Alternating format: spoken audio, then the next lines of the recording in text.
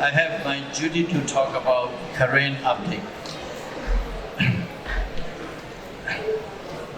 As a former distinguished guest, Honorable Keynote Speaker Lwin, Adama Kamara, the Deputy CEO, Refugee Council, Local Mother Deputy CEO staffs, and messages of the felicitation by the Melissa Montiel, CEO CMRC, Dr. Thong Aung Shui, National Unity Government of the Myanmar representative to Australia, the Man General Convener of the current New Year 2763 Karen Community Sydney. My honors thanks to the representative from the Refugee Settlement Services service provider, leaders and members from the church institution, community members, Australian friends, my fellow brothers and sisters, ladies and gentlemen. First and foremost, I would like to acknowledge the Gabrogal clans of the Dara Nation, who are the traditional custodian of this land we are celebrating today. I pay my respect both past and present of the elder of the Dara Nation. May I begin with the current refugee settlement at Nil in the Western Victoria since 2010. As per Australian Migration Strategy issue December 2023, highlighting the refugee from Myanmar in the northwest Victorian town of Nil, current population 2,184, is one of the most remarkable stories in the modern Australian migration history. It reveals the capacity of the migrants to help and revise regional economies, strengthen a town, enrich a community, and inspire others. These are not temporary migrants, but people who have committed to Australia, who bought home and formed a community organization, sent their children into the apprenticeship and to the university. Our sincere gratitude to Australian Refugee and Humanitarian Program and its fairly response to the Myanmar political and humanitarian crisis. Secondly, I would like to draw your attention to the current state situation, update, and the current internally displaced number of people has reached to over 600,000 in the Kodule State KNU administration area, and even the Mutro district alone is only 104,471.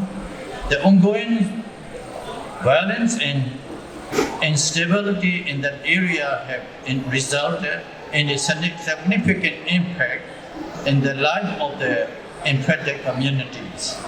Myanmar has been under military rule for much of its history as an independent nation. As in the many other Southeast Asian nations, democratic movements have struggled to gain the attraction against the powerful and entrenched military interests.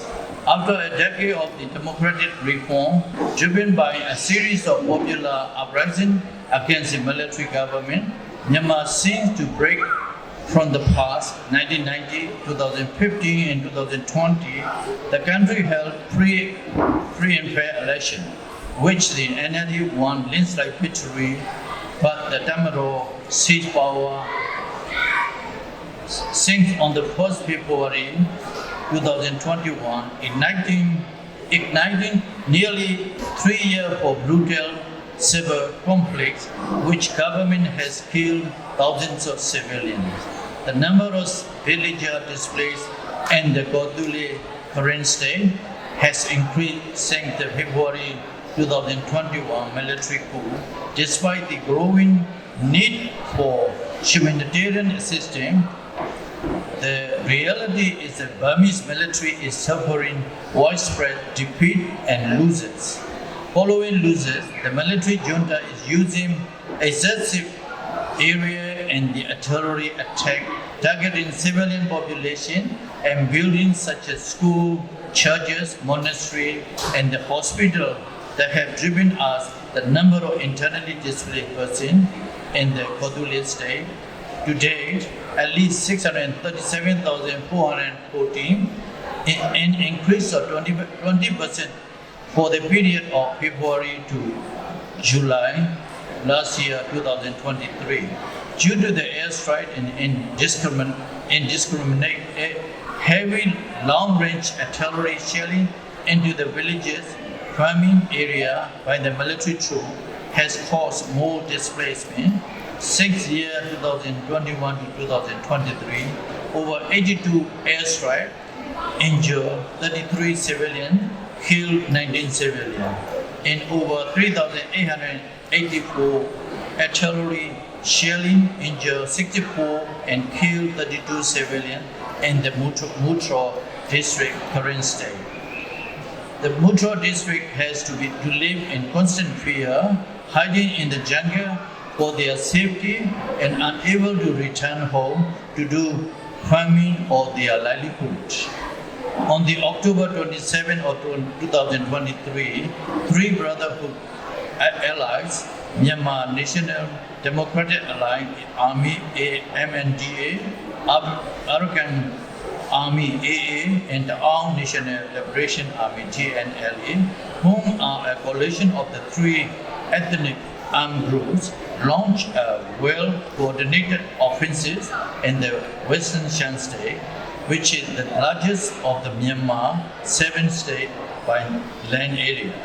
The surprise attack successfully captured several government military installations by the Chinese border and has also inspired other armed groups to launch their own successful campaign against the repressive the Myanmar military in so-called State Administration Council, and the junta is called Myanmar. Though the three brother allies and the similar ethnic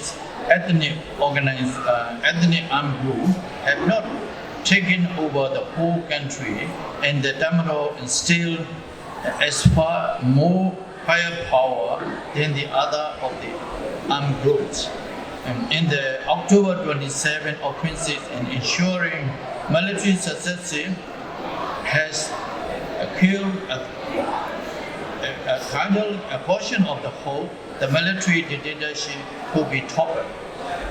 Ladies and gentlemen, amidst in the challenges faced by our nation, the spirit of hope and the goodwill remain unbroken.